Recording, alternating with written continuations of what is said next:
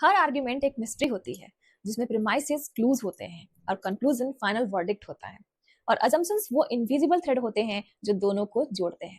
अगर आप अजम्पशंस को पकड़ लो तो आर्ग्यूमेंट का असली लॉजिक समझ में आ जाता है। तो आज हम सीखेंगे कि कैसे प्रीमाइसेस, कंक्लूजन्स एंड अजम्पशंस मिलकर के रीजनिंग का स्केलेटन बनता है।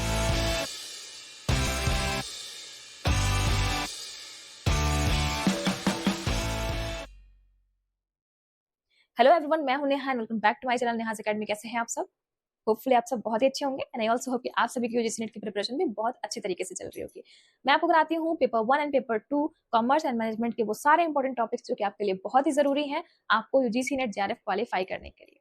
तो आज की क्लास में हम बात करेंगे लॉजिकल रीजनिंग के बारे में कि आखिर ये जो सबसे लोगों को हार्ड सब्जेक्ट लगता है वो कितना ईजी है, ये आप समझ पाएंगे इन सारे क्लासेस को देखने के बाद।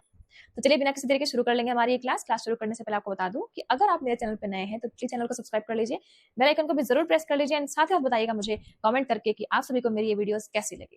चलिए वीडियो को लाइक कर लीजिए और चलते हैं क्लास की तरफ। तो चलिए शुरू कर लेते हैं हमारी आज की क्लास जो कि होने वाली है आपकी लॉजिकल रीजनिंग से आर्ग्यूमेंट की क्लास। ठीक है, तो हम जानेंगे कि आर्ग्यूमेंट क्या होता है। तो आर्ग्यूमेंट का मतलब ये नहीं है कि हम यहाँ पे बहस करेंगे, ठीक है। मैं आपको समझाऊंगी कि आर्ग्यूमेंट जो लॉजिकल रीजनिंग में है वो क्या होता है और ये क्यों पढ़ना है आपको पेपर 1 में, यानी कि यूजीसी नेट जेआरएफ की अगर आप प्रिपरेशन कर रहे हैं तो आप सभी को पेपर 1 में ये लॉजिकल रीजनिंग जो है वो बहुत ही सिर खाता है, राइट। आपको ऐसा लगता है कि लॉजिकल रीजनिंग तो अपने से अपने बस की बात है नहीं, और इसकी वजह से आपके जो ये 5 क्वेश्चन यानी कि जो 10 मार्क्स जो हैं वो आपके रह जाते हैं। किसी तरीके से आप अजम्पशन के तौर पर लगा पाते हो तो शायद हो जाता है, एक दो वो सही हो जाता है, बट फिर भी आपके लिए थोड़ा सा डिफिकल्ट हो जाता है, राइट। तो इसलिए मैं आपके लिए ये लेकर के आई हूँ क्लास ताकि आपके लिए लॉजिकल रीजनिंग को बहुत ही ईजी बना पाऊँ और आप इसको पढ़ने के बाद क्वेश्चन सारे कर पाएंगे।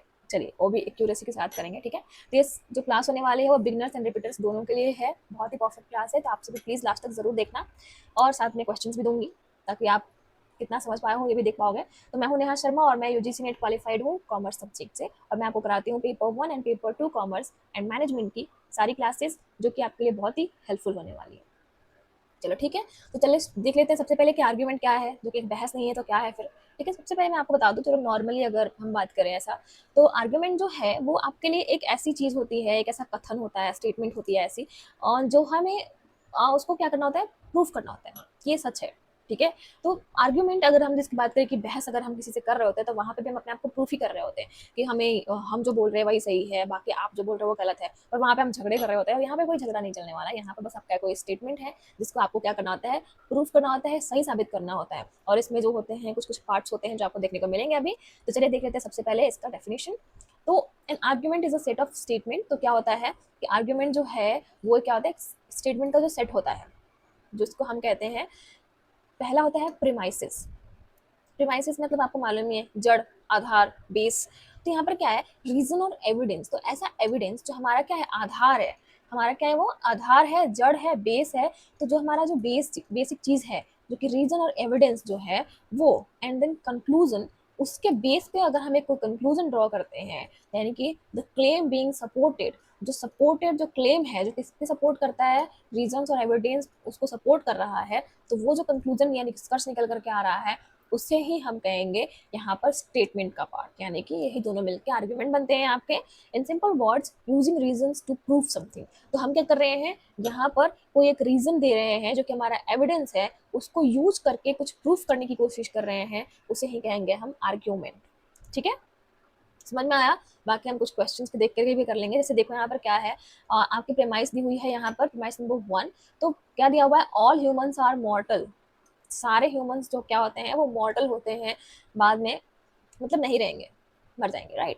प्रीमाइस नंबर 2 कहता है कि सोक्रेट्स इज अ ह्यूमन। सुकरात का आपने सुना होगा, ठीक है। तो वो भी क्या है, ह्यूमन है।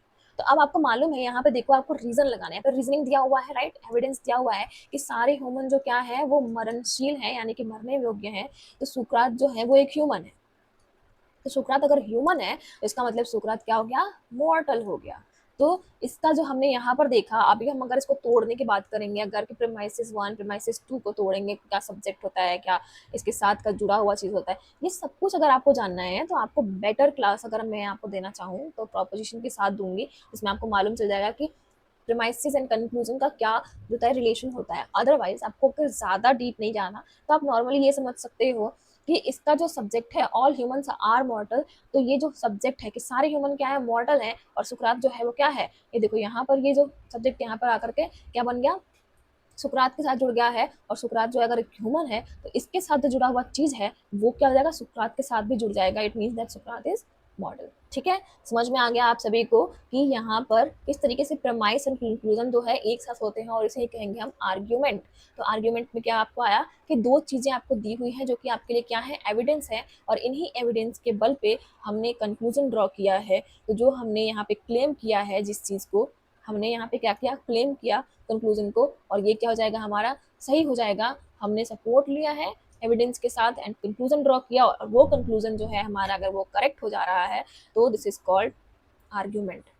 ठीक है, हमने इसी को साबित करने के लिए, इसी को प्रूफ करने के लिए जो ये प्रीमाइसेस एंड कंक्लूजन ड्रॉ किया है उसी को कहेंगे हम आर्ग्यूमेंट। तो हमने ड्रॉ किया और हमें उसका आंसर मिला। ठीक है, चलो आर्ग्यूमेंट के जो कंपोनेंट्स होते हैं वो कौन कौन से होते हैं। तो सबसे पहले आप देखोगे यहाँ पर कि पहला होता है प्रीमाइस, जो कि सपोर्टिंग स्टेटमेंट होता है, और जैसे कि मैंने आपको अभी एग्जांपल में बताया था। ठीक है, और जो दूसरा जो होता है वो होता है कंक्लूजन, यानी कि मेन क्लेम जो कि हम सपोर्ट के थ्रू कर रहे हैं। प्रीमाइस से क्या कर रहे हैं, सपोर्ट ले रहे हैं, सपोर्टेड क्लेम होता है ये, जो कि कंक्लूजन के रूप में आता है, जो कि हमने अभी यहाँ पे किया था। अजम्पशन क्या होता है, hidden belief connecting premise and conclusion. ठीक है, तो हमारा क्या है यहाँ पे, हिडन बिलीफ है, हमारा अजम्पशन है कि हम जो यहाँ पे जो क्वेश्चन का जो बनाने वाले हैं वो अजम्पशन के तौर पे ही तो बना रहे हैं, हमने कहाँ को प्रूफ किया है। बट यहाँ पे क्या होता है कि या तो ये हो सकता है जो हमारा आर्ग्यूमेंट जो है वो 100% सही हो, या तो हो सकता है वो कि प्रोबेबिलिटी के साथ हम लेकर के चलेंगे इसको, कि हो सकता है सही हो सकता है ना भी सही हो, राइट। पर ये यहाँ पे लॉजिकल रीजनिंग की बात कर रहे हैं हम, पर इसमें आपको लॉजिक ढूंढने की कोई ज़रूरत नहीं है। आप ये नहीं कह सकते हो कि ऐसा थोड़ी ना होता है। तो अगर आप वहाँ पे साइंस लगाने जाओगे तो प्लीज़ मत लगाना, आपको जो वहाँ पे स्टेटमेंट दिया हुआ है बस उसी स्टेटमेंट के थ्रू आपको चलना है, इसके अलावा आपको और कुछ नहीं देखना है। तो बाकी जो लॉजिकल रीजनिंग में है, लॉजिक तो लगाना ज़रूरी भी है, पर आपको ये भी देखना पड़ेगा साथ साथ कि हम जो लॉजिक लगा रहे हैं वो हमारे स्टेटमेंट से कितना जुड़ा हुआ है, स्टेटमेंट पे बेस्ड होना चाहिए आपका लॉजिक। ठीक है, चलो आगे बढ़ेंगे हम और देखेंगे टाइप्स ऑफ आर्ग्यूमेंट। तो आर्ग्यूमेंट के टाइप्स कितने कितने होते हैं। तो आर्ग्यूमेंट के टाइप्स में आप देखोगे पहला आता है डिडक्टिव आर्ग्यूमेंट, दूसरा आता है इंडक्टिव आर्ग्यूमेंट। ठीक है, अब डिडक्टिव आर्गुमेंट क्या होता है, तो सबसे पहले हम जान लेंगे कि डिडक्टिव आर्गुमेंट किसको कहते हैं हम। तो देखो यहाँ पर क्या होता है कि यहाँ पर कंक्लूजन जो है नेसेसरली फॉलोज फ्रॉम प्रीमाइसिस। तो सिंपल, अगर यहाँ पर अगर नहीं समझ में आया आपको तो सिंपल सा देखो, अगर प्रीमाइसिस को बस फॉलो करके जो हमने कंक्लूजन निकाला है वही हो जाता है डिडक्टिव आर्गुमेंट। अदरवाइज अगर हम यहाँ पे जानना चाहें तो ये होता है जनरल टू स्पेसिफिक कहते हैं इसको, यानी कि कुछ जनरल प्रिंसिपल्स हैं, कुछ एविडेंसेस हैं, और उसके थ्रू हम किसी स्पेसिफिक कंक्लूजन तक पहुंच रहे हैं, that is called deductive argument. और ये आर्ग्यूमेंट जो होता है इसको हम मानते हैं कि ये 100% करेक्ट होता है। ठीक है, ये 100% करेक्ट माना जाता है, और ये क्या होता है, इसको हम कहते हैं टॉप टू बॉटम अप्रोच। ठीक है, इसको कहते हैं हम top to bottom approach. Okay, समझ में आया आपको। तो इसमें क्या है, देखो लिखा हुआ है ऑल मैमल्स हैव हार्ट्स। क्या है यहाँ पे, सारे मैमल्स के पास क्या होते हैं, दिल होते हैं। तो cow is a mammal, cow is a mammal, तो काउ हैज अ हार्ट। तो हमने कंक्लूजन क्या निकाला कि अगर सारे मैमल्स के पास हार्ट्स होते हैं और काउ एक मैमल है, तो ये दोनों हमारे एविडेंस हो गए, premise number 1 and premise number 2। तो हमारा कंक्लूजन क्या निकल करके आ गया, cow has a heart.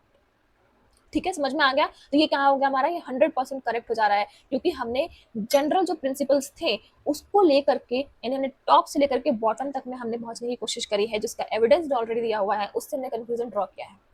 Inductive argument क्या होता है, इंडक्टिव आर्गुमेंट जस्ट इसका ऑपोजिट होता है, यानी कि ये स्पेसिफिक चलता है पहले एंड देन वो जनरल तक पहुंचते हैं।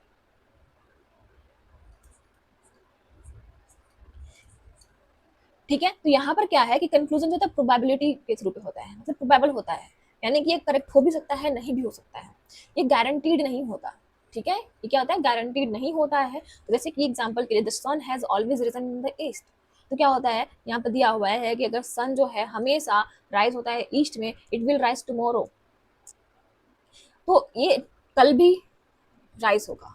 अब देखो यहाँ पर मान लो कि एग्जाम्पल हमने थोड़ा सा अलग लिया है, बट आप ये समझ जाओ कि यहाँ पर जो है ये जो हमने बनाया है, इट विल राइज टुमारो, क्या पता अगले दिन सन ना निकले, क्या पता वो ईस्ट साइड से ना निकले, क्योंकि उसका देखो डायरेक्शन जो है वो आपके क्या बोलते हैं उसको,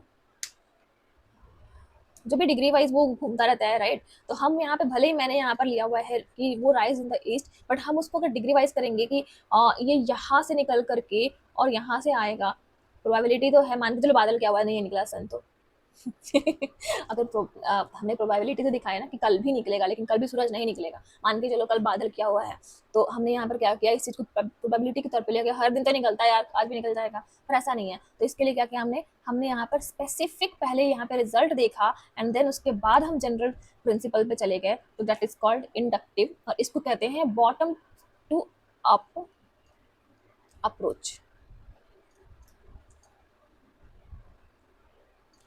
ठीक है, तो ये क्या होता है, बॉटम टू अप अप्रोच होता है, और ये 100% करेक्ट नहीं होता है, ठीक है, प्रोबेबिलिटी के साथ होता है। और जैसे कि मान के चलो, जैसे डिडक्टिव रीजनिंग, डिडक्टिव आर्ग्यूमेंट का अगर मैं आपको कुछ एग्जांपल देना चाहूँ, तो एग्जांपल कुछ इस तरीके से हो सकता है। चलो थोड़ा हटा देती हूँ यहाँ से, ताकि आपको मैं एग्जांपल अच्छी तरीके से दे सकूँ। चलो, जैसे देखो, आपने यहाँ पे देखा होगा मैथ्स जो होता है आपका, मैथ्स एंड रीजनिंग जो अगर आप करते हो, तो ये क्या होता है, मैथ्स एंड रीजनिंग जो है, यहाँ पे देखो आपको फॉर्मूला पहले से पता है, ठीक है, मतलब आपके पास एविडेंस पहले से है, तो इट मीन्स दैट ये किसका पार्ट हो गया, maths and reasoning is called your deductive argument. And then अगर हम बात करें साइंस की, तो साइंस में क्या है, हमने स्पेसिफिक कुछ नहीं लिया, हमने मान के लिया है कि हमें ये चीज जो है वो मिलने वाला है, या ये चीज जो पूरा करने वाला है, तो ये प्रोबेबिलिटी होती है, क्योंकि यहाँ पे हम क्या कर रहे हैं, एक्सपेरिमेंट कर रहे हैं। तो जहाँ पे एक्सपेरिमेंट कर रहे हैं, 100% की कोई वैल्यूबल नहीं आने वाली है, प्रोबेबिलिटी पे बेस्ड है, तो यानी कि प्रोबेबिलिटी पे बेस्ड है, यानी प्रोबेबल है, तो इसका मतलब क्या है कि यहाँ पे ये हो जाएगा इंडक्टिव आर्ग्यूमेंट। तो ये जो है, ये हमें फॉर्मूला तक लेकर के जाएगा कि हमें एक्सपेरिमेंट के बाद फॉर्मूला मिलेगा शायद, और नहीं भी मिलेगा। और जबकि मैथ्स एंड रीजनिंग जो क्या है, हमारे पास पहले से फॉर्मूला दिया हुआ है और हम उस पर काम कर रहे हैं। समझ में आ गया आपको क्या डिफरेंस है दोनों के बीच में। चलो, इसके डिफरेंस के बारे में और भी बात कर लेंगे हम हमारे नेक्स्ट वीडियो में, और मैं आपको इसका कंप्लीटली बताऊंगी कि अच्छी तरीके से कि दोनों के बीच का डिफरेंस क्या होता है। अभी जान लो कि वैलिडिटी एंड ट्रूथ की अगर बात करें, तो जो वैलिड जो होता है वो क्या बताता है कि जो हमने लॉजिकली जो हमने कंक्लूजन निकाला है, वो प्रीमाइस को फॉलो कर रहा है, और वो लॉजिकली भी फॉलो कर रहा है, ठीक है। साउंड का मतलब क्या होता है कि valid argument plus premises are actually true. तो जो वैलिड आर्ग्यूमेंट जो है और प्रीमाइसेस हमारे एक्चुअली ट्रू थे, तो इसलिए उसको हम साउंड के नाम पे जानते हैं, कि हमारी जो आर्ग्यूमेंट जो थी वो साउंड आर्ग्यूमेंट थी। वैलिड आर्ग्यूमेंट हमने देखा। इनवैलिड का मतलब क्या होता है कि कंक्लूजन जो है वो लॉजिकली फॉलो नहीं कर रहा है, लॉजिकली फॉलो नहीं कर रहा है, इसका मतलब वो इनवैलिड है। बाकी ये करेक्ट है, बट हमारे स्टेटमेंट के अकॉर्डिंग करेक्ट है, लॉजिकली वो करेक्ट नहीं है।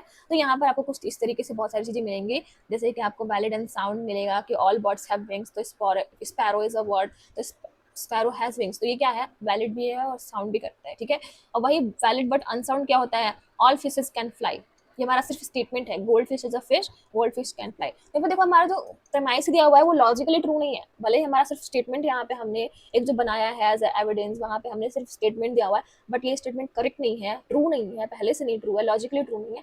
तो यहाँ पर ये चीज तो हमारा करेक्ट हो जाएगा कि गोल्ड फिश कैन फ्लाई, यहाँ पे हमारा करेक्ट हो जाएगा, बट लॉजिकली ट्रू नहीं है, तो इसका मतलब ये क्या है, ये इनवैलिड है और अनसाउंड भी है, ठीक है। तो यहाँ पर देखो वैलिड तो दिखेगा कि हमने जो बनाया है वो वैलिड है, बट हमारा जो है वो लॉजिकली फॉलो नहीं कर रहा है। यहाँ पर इनवैलिड लिखना था मुझे, चलो इनवैलिड बट अनसाउंड, ठीक है। चलो आगे बढ़ लेंगे हम, और आर्ग्यूमेंट वर्सेस नॉन आर्ग्यूमेंट देखेंगे। तो आर्ग्यूमेंट में क्या होता है, इसके साथ प्रोमाइसेस एंड कंक्लूजन्स होते हैं, और नॉन आर्ग्यूमेंट में क्या होता है, ओपिनियन होता है, क्वेश्चन होता है, एक्सप्लेनेशन होता है। मतलब इसमें आर्ग्यूमेंट नहीं है, हम उसका कोई कंक्लूजन नहीं निकालने वाले, हम बस एक सेंटेंस हमने बोल दिया, कोई ओपिनियन दे दिया, कोई क्वेश्चन बोल दिया, कोई एक्सप्लेनेशन दे दिया, तो ये क्या है, नॉन आर्ग्यूमेंट है। और वहीं पे अगर हमने हमारा कोई एविडेंस दिया है, उसके साथ कोई कंक्लूजन ड्रॉ कर रहे हैं, तो उसको क्या कहेंगे, आर्ग्यूमेंट कहेंगे। समझ में आ गया आपको कि आर्ग्यूमेंट क्या होता है और नॉन आर्ग्यूमेंट क्या होता है। चलो, इसमें क्या है आपको दिखेगा यहाँ पर, आर्ग्यूमेंट मतलब क्या होता है, water boils at 100% Celsius, 100 degree Celsius, so this water must be boiling. तो क्या होता है, अगर हमको पता है कि वाटर जो है वो 100 डिग्री सेल्सियस पे बॉयल करता है, तो हो सकता है कि वाटर बॉयल कर रहा हो, ठीक है। और वही नॉन आर्गुमेंट में क्या है, आई लाइक टी, ओनली एक ओपिनियन दे दिया हमने, ओनली एक सेंटेंस बोल दिया हमने, आई लाइक टी, तो इसमें कोई भी आर्गुमेंट नहीं है। आर्गुमेंट का मतलब क्या है, जहाँ पे प्रीमाइसेस दिए हुए हैं, कंक्लूजन दिए हुए हैं, उसे हम आर्गुमेंट कहेंगे, ठीक है। चलो, कॉमन फैलेसीज कुछ होती हैं हमारे पास, कुछ फैलेसीज भी हैं, इन फैलेसीज के बारे में हम नेक्स्ट क्लास में बात करेंगे। मैं आपको सारे फैलेसीज बताऊंगी कि कुछ चीजें होती हैं जो आपके लिए आर्गुमेंट के साथ सही नहीं बैठती हैं, कुछ मिसप्रेजेंट करते हैं आपके आर्गुमेंट को, कुछ गलतियां हो जाती हैं आपके आर्गुमेंट्स में, तो उन सारी चीज़ों के बारे में बात करेंगे हम नेक्स्ट वीडियो में। तो आज के लिए बस हम इतना ही रखते हैं कि हमारा जो आर्ग्यूमेंट जो है वो क्या होता है, इसमें आपको कुछ एनालाइज करने को भी मिलेगा कि आर्गुमेंट को कैसे एनालाइज कर सकते हैं। तो आपको क्या करना है, प्रीमाइस एंड कंक्लूजन को ढूंढ लेना है, आपको आर्गुमेंट मिल जाएगा। Check if premises really support conclusion, तो ये भी देखना होता है कि जो प्रीमाइसेस जो हैं वो रियली कंक्लूजन को सपोर्ट कर रहे हैं या नहीं। अगर नहीं कर रहे हैं तो इसका मतलब साफ है कि आपने जो आर्ग्यूमेंट का जो कंक्लूजन बनाया है वो गड़बड़ हो सकती है। यहाँ पर आपको आइडेंटिफाई करना है जो हिडन असम्पशंस होते हैं, उनको आइडेंटिफाई करना है कि आखिर सेंटेंस जो प्रीमाइसेस जो है वो बोल क्या रहा है, जिसकी वजह से हम कंक्लूजन को ड्रॉ करेंगे। वॉच आउट फॉर फैलेसीज, तो हमें फैलेसीज भी फाइंड करना है कि यहाँ पे फैलेसीज क्या क्या आएंगी। कुछ चीज़ें ऐसी होंगी जो गलत होंगी वहाँ पे, तो वो गलत जो है वो उसी को फैलेसीज कहेंगे। और इसके बारे में ये बहुत सारी फैलेसीज, बहुत सारी चीज़ें होती हैं, बहुत सारी होती हैं आपके पास, अलग अलग तरह की फैलेसीज हैं जिसके बारे में मुझे एक क्लास पूरी की पूरी लग जाएगी और मैं वो सारी चीज़ें आपको बताऊंगी ताकि आपको फैलेसीज समझ में आए, क्योंकि फैलेसीज से भी बहुत सारे क्वेश्चन पूछे जाते हैं। तो इसमें अभी देखना है कि ये जो हमने जो आर्ग्यूमेंट बनाया है वो डिसाइड भी करना होगा कि इंडक्टिव है कि डिडक्टिव, ये सारी चीज़ें करेंगे हम। ठीक है, तो नेक्स्ट क्लास जो होगी हमारी वो उसमें मैं आपको बताऊंगी कि क्या क्या इंडक्टिव एंड डिडक्टिव के जो डिफरेंसेस है वो भी बताऊंगी, वैलिड इनवैलिड क्या होता है, और जो अबडक्टिव भी होता है, एक एनालॉजिकल भी होता है, ये सारे टाइप्स की बात करेंगे हम, जो कि हमारा टाइप्स ऑफ आर्ग्यूमेंट होगा, जो कि हम नेक्स्ट क्लास में जरूर करेंगे और इसको कम्प्लीटली पूरा करेंगे ताकि आपको जो भी आर्ग्यूमेंट में जो हो वो कन्फ्यूजन ना हो और आप अच्छी तरीके से आर्ग्यूमेंट को कंप्लीट कर पाए और बहस ना करें। चलिए ठीक है, प्रैक्टिकल क्वेश्चंस देखते हैं, कुछ क्वेश्चन को प्रैक्टिस कर लेते हैं। तो आइडेंटिफाई प्रीमाइसेस एंड कंक्लूजन आपको बताना है यहाँ पे कि प्रीमाइसेस कौन से, कंक्लूजन कौन से हैं। तो यहाँ पे देखो लिखा हुआ है all poets are dreamer, Robert is a poet. तो यहाँ पर दिया हुआ है 3 सेंटेंसेस दिए हुए हैं आपके पास कि रॉबर्ट इज अ ड्रीमर। ठीक है, अब बताना है आपको कि इसमें प्रेमाइसेस कौन से हैं और कंक्लूजन कौन से हैं। आप सब दिख रहा होगा आपको कि प्रेमाइसेस में क्या है, all poets are dreamer and Robert is a poet, ये दिया हुआ है जो डायरेक्टली इस तरीके से दिया हुआ है। और अदरवाइज यहाँ पे जो डैश देकर के दिया हुआ है, मतलब कंक्लूजन बनाया हुआ है कि रॉबर्ट इज अ ड्रीमर, तो रॉबर्ट क्या है, वो ड्रीमर है। ऐसे नहीं फाइंड कर सकते, तो ऐसे फाइंड कर सकते हैं यहाँ पर कि जो भी यहाँ का जो सब्जेक्ट होता है वो जस्ट यहाँ पे क्रॉस में पर मिलेगा, सेम चीज़ें मिलेंगी। और जब जैसे ही ये यहाँ से यहाँ तक मिल जाएगा आपको जो सब्जेक्ट है, जैसे ही यहाँ पे मिल जाएगा तो समझ जाओ कि ये जो सब वो है, ये भी अपने आप को क्रॉस वाले के साथ ऐड कर लेगा। और जैसे ही ऐड करेगा तो रॉबर्ट इज क्या हो जाएगा, ड्रीमर हो जाएगा, जो कि इस तरीके से है। तो आपको समझ में आ जाएगा प्रीमाइसेस एंड कंक्लूजन को कैसे चेक करना है। ठीक है, चलिए क्वेश्चन नंबर 2 जो है बताना है आपको कि इज दिस आर्गुमेंट वैलिड। तो क्या ये आर्गुमेंट वैलिड है। इफ रेनिंग स्ट्रीट वेट, तो क्या होता है जब रेन होती है तो स्ट्रीट्स जो होते हैं वो वेट जाते हैं, गीले हो जाते हैं, तो streets wet it is raining. तो बताना है आपको कि अगर स्ट्रीट्स वेट है तो क्या रेनिंग हुई है। तो वहां पर रेनिंग हुई है, तो आपको बताना है कि ये जो हमने आर्गुमेंट बनाया है वैलिड है या इनवैलिड है, क्या है। ठीक है, चलिए आपको इसका आंसर क्या करना है, कमेंट में करना है। आप कमेंट में जरूर बताइए मुझे इसका आंसर कि आखिर जो यहाँ पे है वैलिड है या नहीं। चलिए ठीक है, आज हम देख लेते हैं कि हमने क्या पढ़ा है। तो हमने जो पढ़ा है वो ये है, कुछ इस तरीके से है कि हमने देखा प्रीमाइसेस को आइडेंटिफाई करना देखा, आइडेंटिफाई कंक्लूजन को करना देखा, टाइप भी देखा हमने कि कितने टाइप के होते हैं, वैलिडिटी भी देख ली, ट्रूथ भी देख लिया, फैलेसीज को हम बाद में देखने वाले हैं एंड इसके टाइप्स भी जो है उसको भी बाद में डिस्कस करेंगे, वैलिडिटी, ट्रूथ, ये सब कुछ बाद में और अच्छे तरीके से बताऊंगी आपको, क्योंकि हमारी जो क्लास होने वाली है वो मैं ज़्यादा बड़ी बड़ी क्लासेस नहीं कर रही हूँ ताकि मैं आपको एक ही दिन में सब कुछ बता पाऊँ। तो क्योंकि आप लास्ट तो देख भी नहीं पाओगे, सो दैट हम सारी जो क्लासेस जो हैं उनको पार्ट वाइज अलग अलग टाइप से पढ़ेंगे ताकि आपको अच्छी तरीके से सब कुछ समझ में आ सके। चलिए होपफुली आपको जो आज की क्लास बहुत अच्छी लगी होगी, और अच्छी लगी तो प्लीज़ लाइक कर दीजिए, नहीं भी अच्छी लगी है तो मेहनत लगी है भाई लाइक कर दो। और कमेंट जरूर करना आप सभी कि आप सभी को मेरी ये वीडियो कैसी लगी, दोस्तों के साथ शेयर करना बिल्कुल मत भूलना। And thank you so much for watching the video. मिलेंगे नेक्स्ट वीडियो में नए टॉपिक के साथ, नई चीज़ों के साथ, ताकि आपको हेल्प मिल सके किसी भी चीज़ को ईजी करने में, किसी भी पढ़ाई को ईजी करने में। ठीक है, जो मैं यहाँ पे पेपर 1 एंड पेपर 2 करा रही हूँ, इसके अलावा और कुछ नहीं। चलो ठीक है, फिर मिलेंगे नेक्स्ट वीडियो में। Thank you so much, wish you very all the best for your preparations.